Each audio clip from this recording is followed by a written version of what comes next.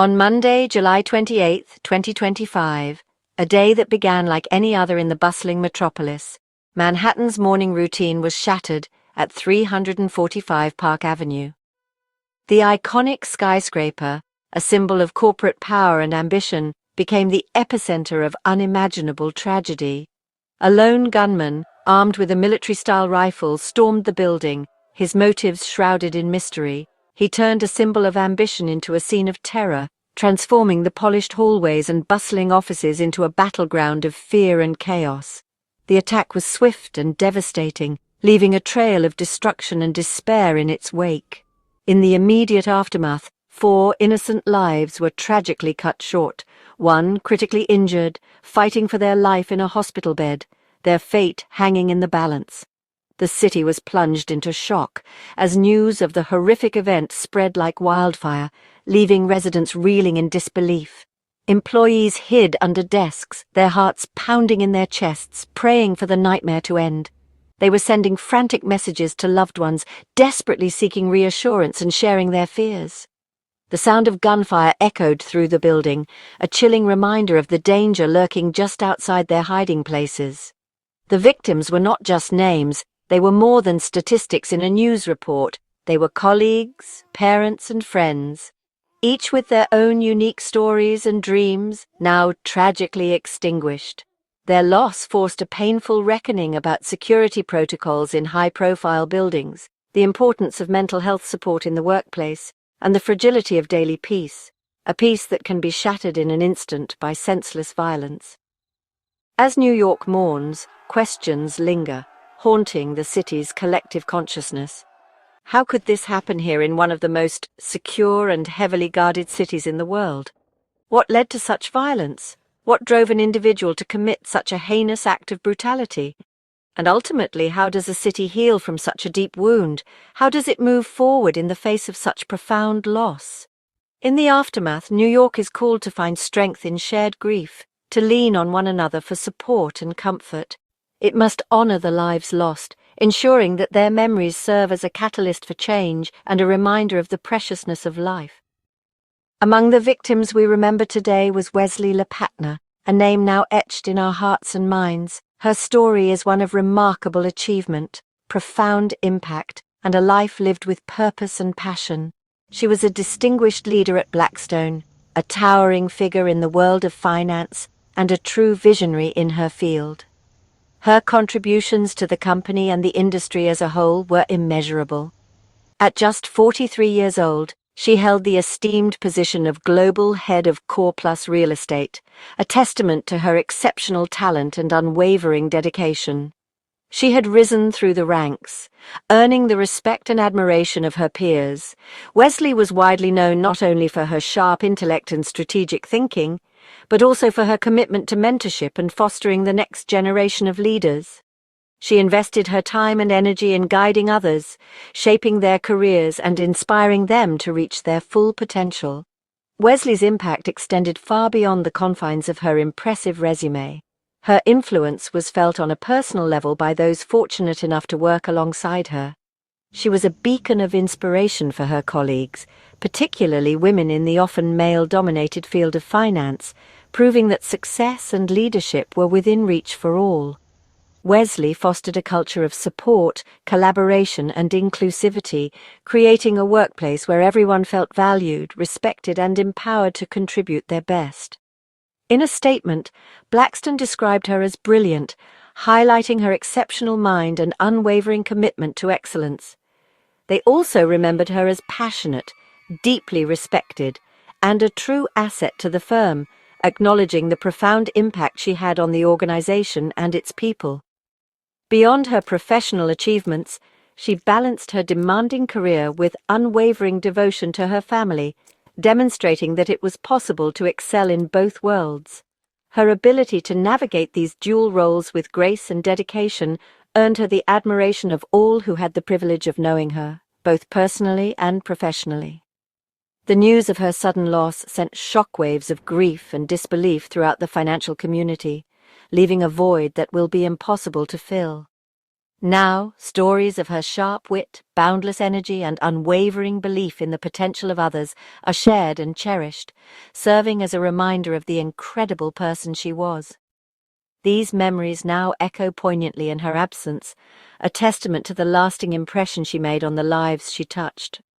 Wesley's remarkable legacy lives on, not only in the tangible achievements of her career, but also in the countless individuals she mentored and inspired. Her commitment to professional excellence and the high standards she set will continue to guide and motivate those who follow in her footsteps. Today, the city mourns the loss of a truly brilliant light, extinguished far too soon, but her memory will forever shine brightly in the hearts of those who knew and loved her. Officer Didarul Islam, 36, was also lost that day. A true hero of the NYPD. Working off-duty security, he confronted the gunman without hesitation, embodying courage and selflessness. An immigrant from Bangladesh, Officer Islam found his calling in law enforcement, serving his adopted city with pride. He was known for his quiet strength and deep love for his family. He leaves behind a pregnant wife and 2 young sons, their grief immeasurable. His sacrifice is a stark reminder of the risks officers face daily. The city's outpouring of support reflects deep gratitude for his service. Officer Islam's name will be remembered for his bravery and dedication. His legacy endures in the lives he protected. The attacker, 27-year-old Shanetamura of Nevada, a name now associated with this senseless act of violence, was a troubled individual, grappling with inner demons, embarking on a cross-country journey that ultimately ended in unspeakable tragedy. His path was long, fraught with turmoil, leading him far from his home state. Tamura's actions were not impulsive, but rather meticulously planned, a chilling testament to his state of mind. He drove over 2,500 miles, a relentless journey from the arid landscapes of Nevada to the bustling streets of New York, armed and intent on violence, his purpose shrouded in darkness. The distance he covered underscores the depth of his commitment to this destructive path. A suicide note discovered later claimed grievances against the NFL, offering a glimpse into his distorted reasoning. The note also referenced chronic traumatic encephalopathy, or CTE, a degenerative brain disease often associated with repeated head trauma. However, authorities, after thorough investigation, found no concrete evidence to support his claims of suffering from the condition. The truth behind his motivations remained elusive. Disturbingly, Tamura had a documented history of mental health crises, raising serious questions about how he was able to legally purchase weapons, highlighting a critical gap in the system. Police found a cache of firearms and ammunition meticulously stored in his car, further indicating the premeditated nature of his heinous act. This arsenal spoke volumes about his intentions. His motive, though articulated in his note, was ultimately rooted in delusion, a twisted perception of reality that fueled his actions. He ended up targeting innocent people, individuals with no connection whatsoever to his perceived grievances, making their suffering all the more senseless. The case serves as a stark reminder of the inherent dangers of untreated mental illness, compounded by the tragically easy access to deadly weapons in our society. It's a call for change, for better mental health support and responsible gun control measures.